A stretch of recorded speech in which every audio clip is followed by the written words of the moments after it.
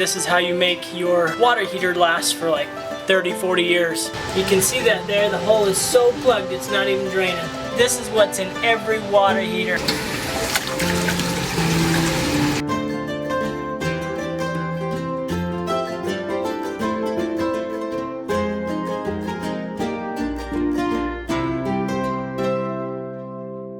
I'm going to be working in my utility room this afternoon. I'm doing what my dad taught me. He said this is how you make your water heater last for like 30-40 years. What I'm going to be doing is, in Utah here, there's a lot of hard water deposit. I'm going to be draining my water heater and getting all the hard water deposit. It looks like cornflakes. Get all those out of there, let more water heat up at once, and let the water heater last that much longer. So you got to do this every 3 or 4 years, something like that, and it makes the water heater last longer. So this is what I'm going to be doing. I've got it set up over here in the corner. I've shut off the water and I'm just about ready to open up the valve. I've got a strainer and I've got a little Tupperware dish to catch all the particles and everything and let it drain out. I've made sure that the drain is clear of debris so that the water can flow down in. You don't want those little cornflake chunks, the hard water deposits, filling up the drain and then making a bigger problem for yourself down the road. So make sure you have a strainer and a little container to catch everything, and then have a bucket or a garbage can nearby that you can throw everything away in. So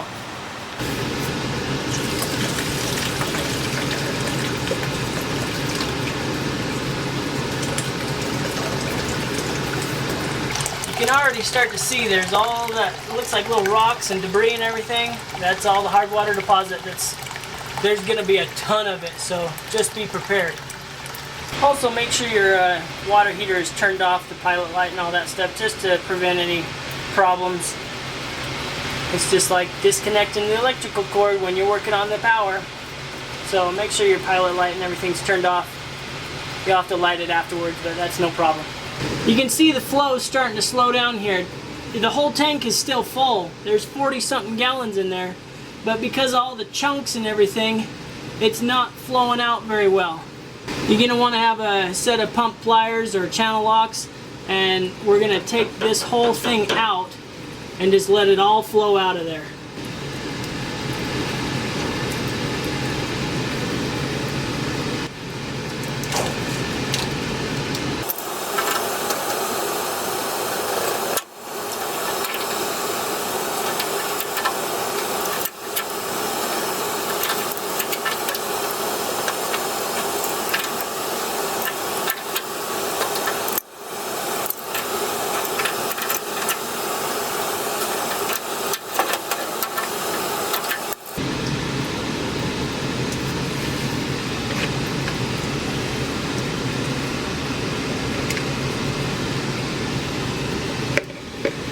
You can see that there, the hole is so plugged it's not even draining. This is what's in every water heater.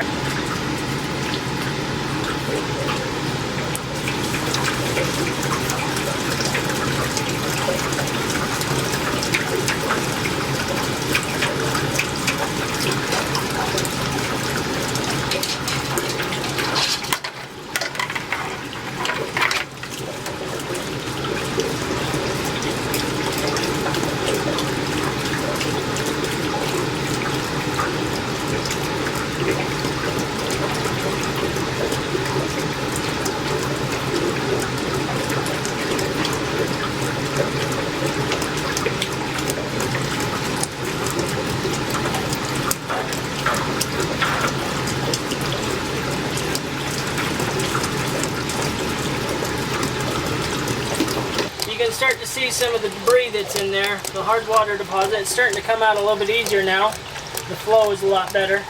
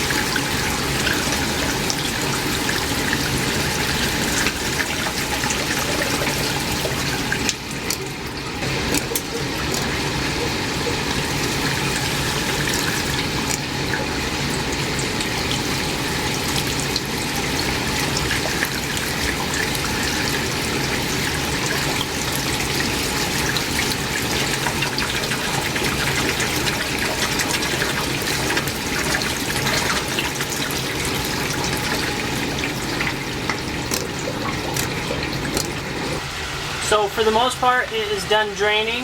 I'm going to put my plug back in and make sure everything's good. This little relief valve I'm going to leave open so that as it fills back up, the air pressure can relieve and it won't fill my pipes full of air. I mean, there's still going to be a little bit, but not too much. And then after this is all done, I can just go open the valves up top and it should relieve all the air pressure and let the pipes fill up with water again.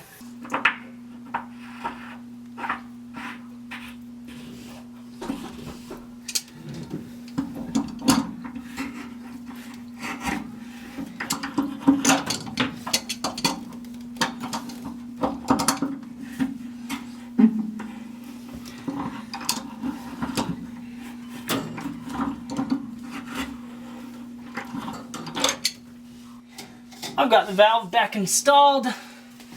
Now I'm just going to put this plug back in. This is the shutoff for everything. Super simple. Actually, I want to put on, there's just a little aesthetic cover that I'm just going to put back over the top of all this. And it just slides over the top. Makes it look pretty.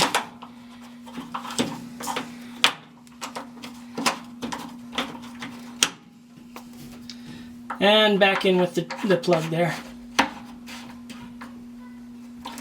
And then I'm going to close it.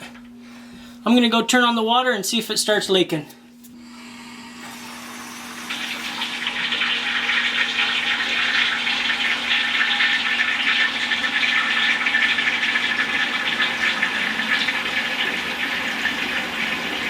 Alright, it's filling back up. There's no leaks. You can hear the water pressure relieving from here. The pipe goes all the way down to the floor there. Everything's good. I'm just going to go get a lighter so I can relight that pilot light. Here's all the junk that came out of the water heater. This has got tons and tons of sand in it. This has got tons of sand. And then there's sand all over the floor now too. So I'm going to have to vacuum shop back that up here in a little while.